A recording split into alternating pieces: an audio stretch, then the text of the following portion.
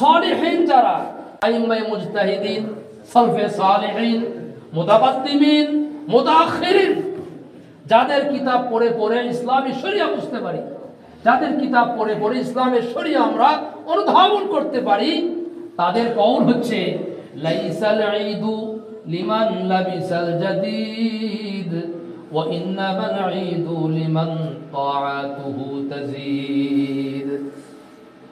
ওই ব্যক্তির জন্য ঈদের খুশি নয় যেই ব্যক্তি ঈদের দিনে, এই খুশির দিনে নতুন জামা কাপড় পোশাক পরিধান করে মাঠে আসলো। এটা কি জানিস না?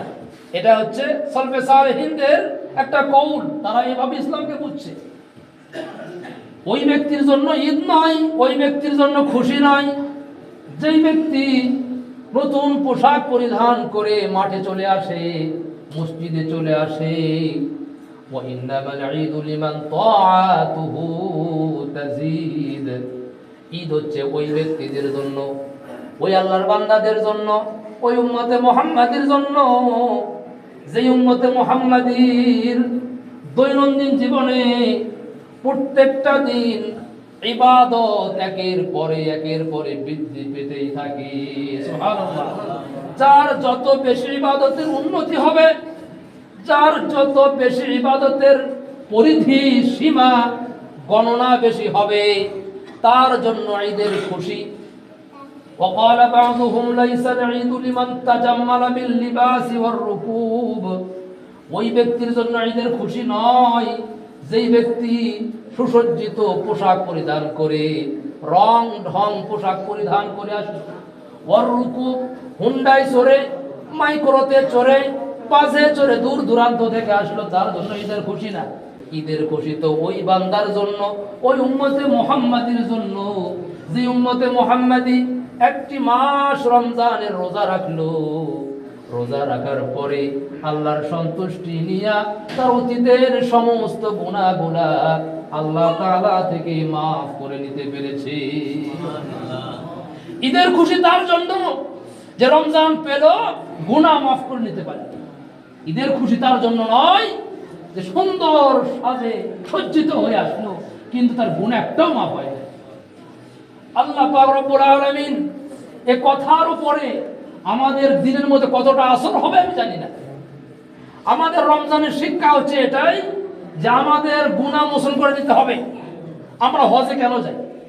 হজে যাই আল্লাহর ঘরকে তওয়াফ করার জন্য, হজে যাই হজরে আসওয়াদকে চুম্বন করার জন্য, যেন আমার গুনাহটা মোচন হয়ে যায়।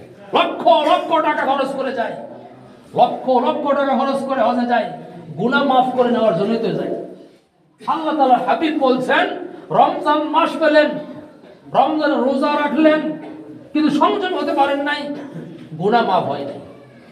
এই গুনাহ মাফ না নিয়া, গুনাহ মাফ না হইয়া যদি আপনি সজ্জিত হয়ে মাঠে আসেন, এখান থেকে নামাজ পড়ে ঘরে ফিরে যান, আপনার গুনাহ মাফ হয় নাই, আপনার খুশি নাই।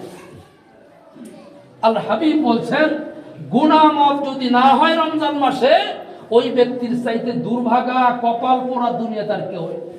নাউযুবিল্লাহ। আল্লাহ পাক রব্বুল আলামিন বলছেন, লা ইউকাল্লিফুল্লাহু নাফসান ইল্লা বুসআহা। কোন নফসের উপরে, কোন সত্তার উপরে, কোন জীবনের উপরে আমি আল্লাহ তাআলা এমন কোন বিধান চেপে দেই নাই যেই বিধান চাপিয়ে দেওয়ার ক্ষেত্রে বান্দার ওই আমল করতে কঠিন হয়।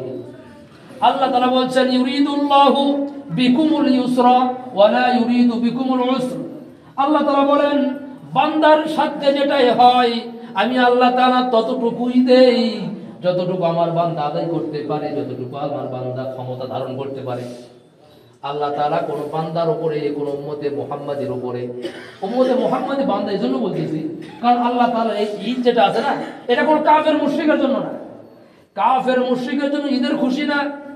কাফের মুশরিকরা ঈদের খুশি উদযাপন করে অন্যরকম করে, নাচ গানের মাধ্যমে, জিনা ব্যভিচারের মাধ্যমে, বিভিন্ন অযথা টাকা পয়সা খরচ করার মাধ্যমে। কিন্তু উম্মতে মুহাম্মাদের খরচ, উম্মতে মুহাম্মাদের সময় ব্যয় করা, উম্মতে মুহাম্মাদের মুস্কি হাসি দেওয়া, উম্মতে মুহাম্মাদি ইতিমের শরীরে গা ভরিয়ে দেওয়ার যে খুশিটা, এটা উম্মতে মুহাম্মাদি আল্লাহ তাআলা প্রকৃত বান্দাদের জন্য একটা। কোনো এতিমের মাথা যদি আপনি এই ঈদুল ফিতরে আসার আগে, মাঠে আসার আগে যখন কোনো এতিমকে আপনি 10 টাকা দিবেন, 20 টাকা দিবেন, 100 টাকা দিবেন, তার যে একটা মুস্কি হাসি আছে, ওই হাসি দেখে মুমিনের হৃদয়টা বিগলিত হয়ে যাবে। এটা হচ্ছে আসল খুশি, এটা হচ্ছে আসল খুশি। আল্লাহ তাআলা হাবিব বলছেন, নামাজ যাওয়ার আগে ফিতরা আদায় করো। কেন? ফিতরার কারণ কি? ফিতরা কেন দিতে হবে? ফিতরা দেওয়ার উদ্দেশ্য হচ্ছে উম্মতে মুহাম্মাদি সব সময় চাইবে, মুসলমান মুমিনিন বান্দারা সব সময় যাবে যে আমার অন্য বান্দারা, অন্য ভাইয়েরাও যেন সুখে শান্তিতে থাকে, অন্যরাও যেন ভালো থাকে, এজন্য ফিতরা দেয়। ফিতরার আলোচনা আমি করছি। বাকি ফিতরা উদ্দেশ্য এই জন্য, যাকাতুল ফিতর এটা হচ্ছে সকলের খুশি, সকলে একসাথে নিয়ে চলা, একসাথে নিয়ে চলা, এই জন্য ফিতরার আয়োজন করা। ঈদের নামাজের আগে আদায় করাটা হচ্ছে সবচেয়ে উত্তম। ঈদের পরে যারা ছাড়া গেছে বা ভুলে ছেড়ে দিছে, তারা ঈদের পর আদায় করতে পারেন, তবে অন্যান্য সৎকার মতো আদায় হবে। আপনার মাথায় যে জিম্মায় আদায় ওয়াজিব ছিল সেটা হয়ে যাবে, বাকি মাকরুহের সাথে আদায় হবে। এজন্য ঈদের মাঠে আসার আগেই দিয়ে দাও। এই জন্য আমি দ্বিতীয় জুমায় মনে হয় ঈদুল ফিতর, এই ফিতরা সম্বন্ধে আলোচনা করছি। আল্লাহ পাক রব্বুল আলামিন আমাদের সকলকে এই মাঠ থেকে নামাজ আদায় করার পরে, ঈদের নামাজ আদায় করার পরে যেন আল্লাহ তাআলা আমাদের সকলকে মাসুম বানায়া দেয়। সকলে বলে আমিন।